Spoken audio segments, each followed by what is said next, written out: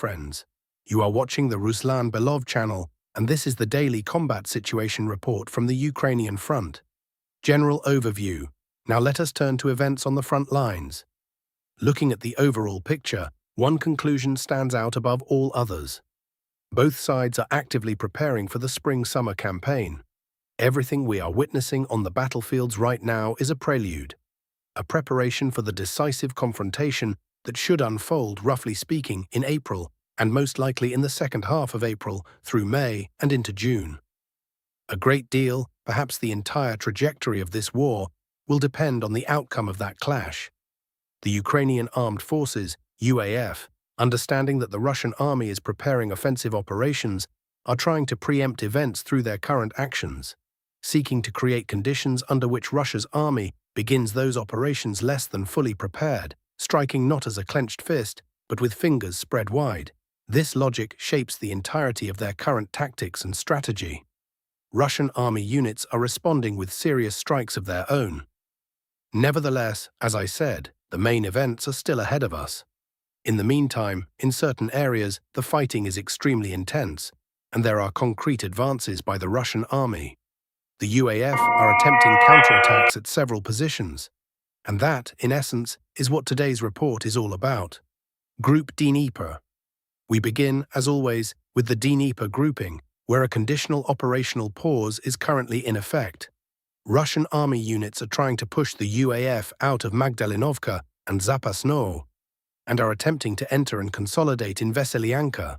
These are preparatory developments, as I understand it, coordinated with the Vostok grouping. In spring and summer, there will be attempts to encircle the UAF grouping in the Orekov area and destroy it. The Russian army will make this attempt, and it appears the Dnipro grouping is primarily preparing for exactly this scenario right now. Group Vostok. The Vostok grouping's zone can be conditionally divided into two parts. The first, southern part, covers the operations of the bulk of the 36th Army, 5th Army, and 35th Army of the Russian Armed Forces. Here, Russian army units firmly hold the initiative and are pushing to finish off the UAF, while advancing on Verkhnaya Tersa. Following the capture of Rozdestvenskoye, Russian units are now attempting to take Vozvyzhovka from three sides simultaneously. The main fighting is concentrated here and on the approaches to Gulyapol. But as I mentioned earlier, these are preparatory actions for further offensive operations aimed at a deep envelopment of the UAF's Orekov grouping and its destruction, setting the stage for a serious subsequent Russian advance toward Volnyansk and Zaporozhye. The northern part of the Vostok grouping zone presents a markedly different picture. The UAF have not transferred all their reserves from here northward to the center grouping's axis. They have retained significant forces in this sector and are using them to create problems for the Russian army's 5th, 35th, and 36th armies. The fighting here is extremely fierce, with a large grey zone. The UAF have redeployed strong drone operator units here, and they are indeed bleeding the Russian army, while Russian drone crews are inflicting serious losses on the UAF in return. This is very serious combat, focused primarily on rotation, logistics, and the search for tactical solutions that might shift the balance in one side's favor. Pokrovsk direction. What happened on the Pokrovsk direction over the past 24 hours? The most significant development is an advance of more than 2 kilometers through the residential construction of Grishino. This village has suffered through long and grueling fighting, but that battle is, in essence, approaching its conclusion. As you can see on the map, the UAF still hold a few streets, 3 streets, to be precise, along with some outbuildings on the village outskirts. All the rest of Grishino is already under full Russian control. It is obvious that having lost the main part of Grishino, the UAF will be unable to hold those 3 remaining streets, one stretching about 1 kilometer and 2 others each only around 300 meters long. At the very least, they will certainly not be able to hold those positions for long. This means there is every reason to expect that Grishino will be fully under Russian control as early as next week. Additionally, as you can see, the zone of control has been expanded further south of the village, with advances along railway tracks and the highway. There has also been progress to the northeast, with several windbreaks taken. Where will the axis of advance go after Grishino is fully cleared? Most likely northward from Grishino toward Novoalexandrovka. From current positions, the distance to the village is not great, just over 1 kilometer, approximately 1,100 meters. And as you can see on the map, Novoalexandrovka is not Grishino. There is no large built-up area or substantial construction here. It is a very small village consisting of a couple of streets.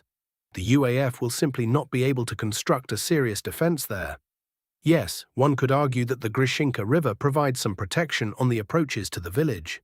But the Grishinka is not the Oskol or the Seversky Donets. It is not an insurmountable obstacle.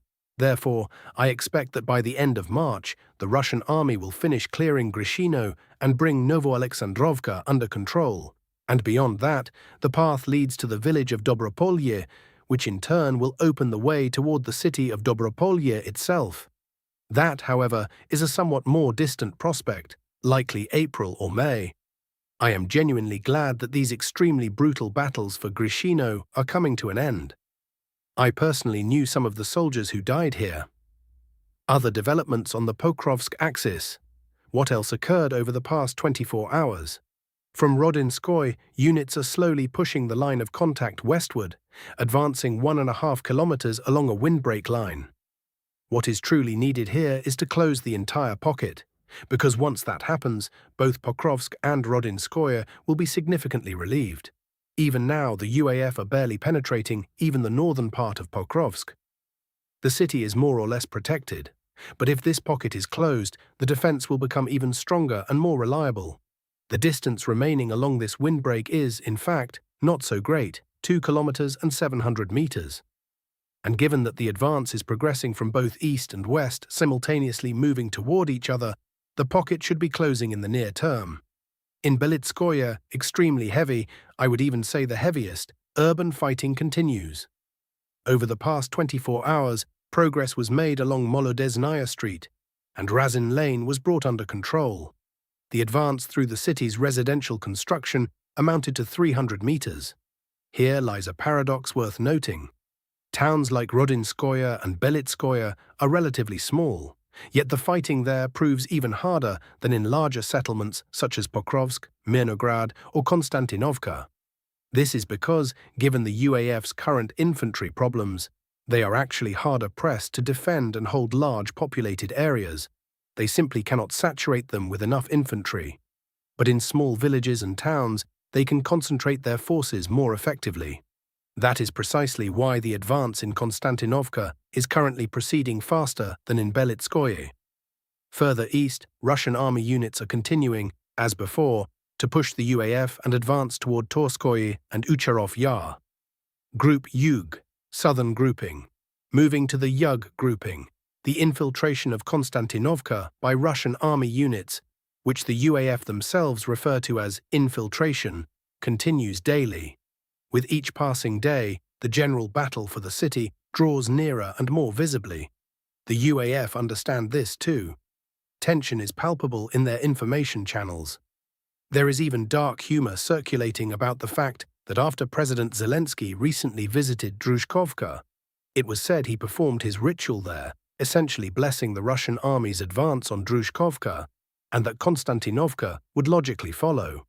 I believe the main battle for Konstantinovka will take place during the spring campaign. We wish the Russian armed forces success and hope they achieve their objectives. Also in the northern part of the Yug groupings zone, a deeply difficult situation is developing for the UAF in the Rai Alexandrovka area. Russian army units are continuously occupying new positions, and as before, the primary strike axis points toward Rai Alexandrovka. Fighting is already underway in Kaleniki and on the approaches to the southern outskirts of Alexandrovka. Russian units are also attempting to advance northward along the Seversky Donets-Donbass Canal, pushing the front line toward Malinovka, with the aim of crossing the watershed ridge and thus beginning the fight for Slavyansk and Kramatorsk. This would represent a profound strategic development if achieved, as Slavyansk and Kramatorsk together form the operational backbone of Ukraine's entire Donbass grouping. Lyman direction. Here too, the most intense fighting continues, but the overall situation is gradually developing more favorably for the Russian army than for the UAF. Over the past month, extremely powerful meeting engagements have taken place. The UAF even launched powerful counterattacks in the Yarovaya and Drobyshevo areas, but gradually Russian army units, primarily from the 25th and 20th Armies, are gaining the upper hand here. Drobyshevo is being slowly cleared, and UAF forces are being pushed out of Yarovaya as well. The Russian side has already officially announced the capture of Yarovaya, though mopping up operations are still ongoing there. Fighting for Svyatogorsk is now beginning. There is also combat on the very outskirts, literally on the northern edge of Lyman, from the direction of Stavki. I will repeat once more, the UAF's logistics here are deteriorating every day, including due to the spring flooding of rivers. The Rasputitsa, the seasonal mud season, has arrived in full force. Supplying the Lyman grouping of the UAF under Rasputitsa conditions is becoming harder and harder with each passing day. That said, the situation is equally difficult for Russian army units, since advancing during the mud season is, as you can imagine, extraordinarily challenging. Borovsk direction. To the north, on the Borovsk direction, no significant changes. Nevertheless, fierce fighting continues in the lower reaches of the Oskol River near the settlements of Alexandrovka and Korovy Yar between Russian army units and the UAF. Kupiansk direction. As before, Russian army units here have taken an operational pause and are clearing rear areas, the territories that previously came under Russian control. The UAF, taking advantage of this, are pressing Russian positions in the western part of Kupiansk, specifically the northwestern section of the city on the western bank of the Oskol River. The situation here has not fundamentally changed for the time being. Sumy direction. Small advances by the Russian army continue here as well, owing to Russia's noticeable superiority in forces. The UAF are using rear guards to delay the Russian advance for as long as possible near the border, gradually retreating under the pressure of strikes. News from the Krasnopoli direction indicates that Russian units have begun fighting for Mikhailovka and Tarutino. Thus, the Russian army is gradually advancing in the direction of Krasnopoli. From the Glukov district comes news that the UAF themselves confirm Russian army units have fully occupied the settlement of Sopich. This means the Russian army is attempting to advance to the Bachevsk-Ulanovo line. So here we observe slow but steady forward movement by Russian units as before. But as one can understand, the primary purpose is to draw UAF reserves here in advance of the decisive general battle expected across the zones of the Russian Dnipro, Vostok, Center, and Yug groupings, as well as part of the Zapad grouping, that is, across a large portion of the front, involving the overwhelming majority of the forces engaged on both sides. Strategic assessment. The Spring-Summer Campaign. In truth, I am greatly anticipating the Spring-Summer Campaign because the first 2 to 3 months will be decisive and defining. After that period, it will become clear whether the Russian army can achieve its strategic objectives in the 2026 campaign or not. Unfortunately, last year, despite a very promising start, the Russian army was unable to finish off the UAF. There is hope that this year the results will prove better. The strategic weight of this coming campaign cannot be overstated. Both sides have spent the winter months rebuilding manpower, recalibrating doctrine, and positioning reserves. The Russian army enters spring with a quantitative advantage in artillery and drone assets, while the UAF retain their well-documented adaptability and motivated cadre units. What remains uncertain is whether Russian operational commanders can translate local tactical gains, like those at Grishino and along the Lyman axis, into the kind of sustained, coordinated breakthroughs that would produce genuinely irreversible strategic results. That question will be answered on the battlefield, beginning in the weeks ahead. The political arena, the United States, Iran, and the future of the multipolar order. That covers the front. Now let us look at what is happening on the political stage. The inability of the Trump administration to achieve its goals in the Middle East will force the United States to reconsider its foreign policy and abandon its course toward restoring global dominance, instead focusing on defining America's place and role in a multipolar world. Even under such a scenario, the United States would still retain substantial influence in financial markets through the dollar. But that influence would look far less convincing without the might of the Pentagon standing behind it.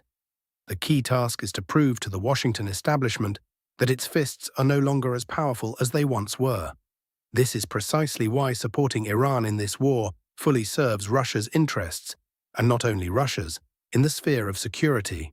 Moreover, Tehran does not necessarily need to inflict a strategic defeat on the United States. That would be impossible in any case. It is enough simply not to leave the ring, to endure until the end, demonstrating Washington's inability to resolve problems through military force. On the battlefield, this would appear as a draw, but in essence, it would represent a major defeat for Trump and his team. Of course, if Tehran were left to face the United States and Israel alone, expecting such a result would be highly unrealistic. Tehran will need not only intelligence, which, according to some sources, is already being supplied by Moscow and Beijing, but serious military, technical, and economic assistance. Moreover, it may prove necessary to provide this support over a fairly extended period. However, this represents a better course of action than reconciling oneself to the destruction of Iranian statehood or the descent of Iran into chaos. Iran plays a unique geopolitical and geo-economic role in the Near and Middle East that cannot simply be replaced or written off. If the Trump administration gains full control over oil in the Middle East, and the only major remaining obstacle to that is Iran, it will acquire a powerful, even ultimatum-level lever of pressure over China, India, and the European Union. Following such a success, the United States could calmly begin removing Russian black gold from global markets, replacing it with its own supplies from the Middle East and Venezuela. Without question, Washington is striving to acquire precisely this kind of energy blackmail capability, and it is capable of achieving it if Iran is crushed. Beyond the energy dimension, there are many other reasons why Tehran should be regarded as a country whose defeat in a war with the United States would generate enormous security problems for Russia. But the single fact that Donald Trump would thereby obtain the key to Middle Eastern oil is sufficient on its own. This deeply negative scenario, for Russia and for all countries betting on a multipolar world, must be avoided at any cost.